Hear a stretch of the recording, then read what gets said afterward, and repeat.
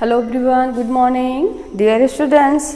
आज हम लोग वसुंधरा में चैप्टर नंबर 3 गुरु नानक देव का संदेश, इस चैप्टर को बहुत अच्छे से जानेंगे। इस चैप्टर के माध्यम से हम गुरु नानक देव के विषय में भी जानेंगे। सबसे पहले जानते हैं पाठ प्रवेश। गुरु नानक देव ने मानव जाति को धर्म का अर्थ बताया।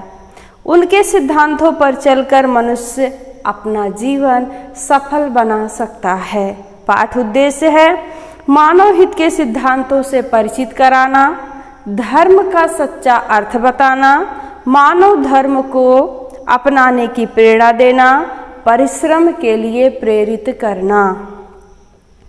सिखों के प्रथम गुरु नानक देव जी का जन्म 15 अप्रैल 1469 ईस्वी को तलवंडी नामक स्थान पर हुआ था।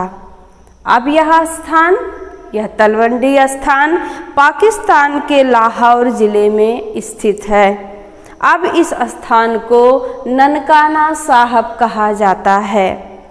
कहा जाता है कि जब इस बालक ने यानी गुरु नानक देव ने जन्म लिया तो उसके आसपास का वातावरण अलौकिक प्रकाश से भर उठा। गांव के पुरोहित पंडित हरदयाल को जब इस बात की जानकारी हुई, यह पता चला, तो वे समझ गए यह कोई ईश्वर का ही रहस्य है। पिता कालूचंद बेदी व माता तृप्ता यानी गुरु नानक देव जी के पिता का नाम कालूचंद बेदी और माता का नाम तृप्ता था। उन्होंने ओजस्वी पुत्र को पाकर, गुरु नानक देव जैसे ओजस्वी पुत्र को पाकर बहुत खुश हुए। उन्होंने बड़े ही प्यार से अपने इस अनोखे पुत्र का नाम नानक रखा। नानक बचपन से ही धार्मिक विचारों के थे। वे सामान्य बालकों से बहुत अलग थे। जब ये थोड़े बड़े हुए तो पिता हरदयाल के पास शिक्षा ग्रहण करने के लिए भेजने का निश्चय किया, क्योंकि हरदयाल जी, पंडित हरदयाल उनके पुरोहित थे। उन्हीं के पास इनके पिता ने शिक्षा ग्रहण करने के लिए भेजा। नानक ने पिता का आदेश मानकर, चूँकि पिताजी भेज रहे हैं, आदेश मानना है, आदेश मानकर पंडित जी के यहाँ शिक्षा ग्रहण करने के लिए जाते हैं। परंतु वे पंडित जी से ऐसे ऐसे प्रश्न करने लगे जिनका पंडित जी के पास कोई उत्तर ही ना था।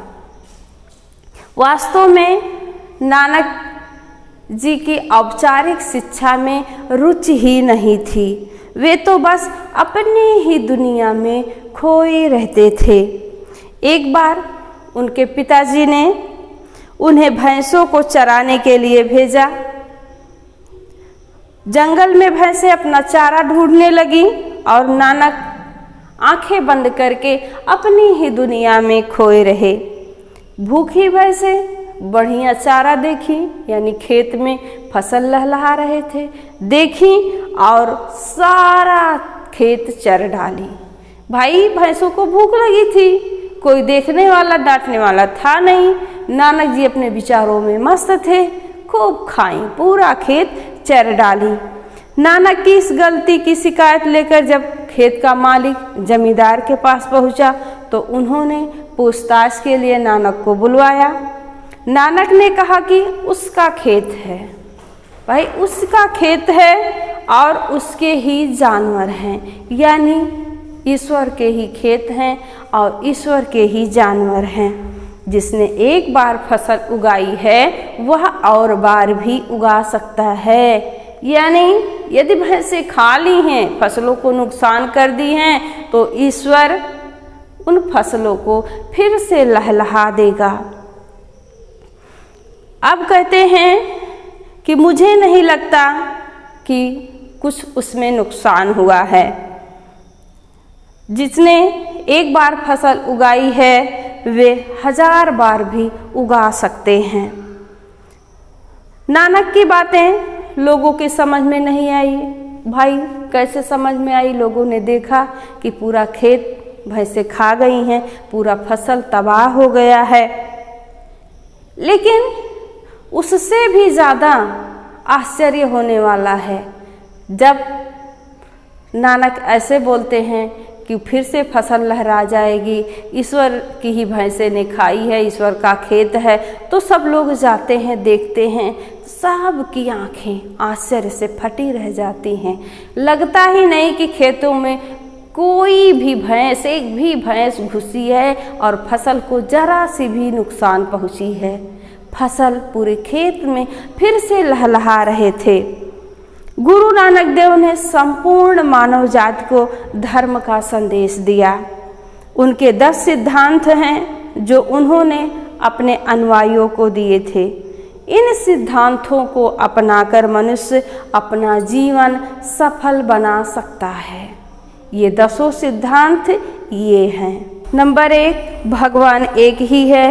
नंबर 2, सदा एक ही भगवान की पूजा करो। नंबर 3, संसार का कर्ता प्रत्येक प्राणी में तथा प्रत्येक स्थान पर विद्यमान है। भगवान की भक्ति करने वाले को किसी भी प्रकार का भय नहीं रहता।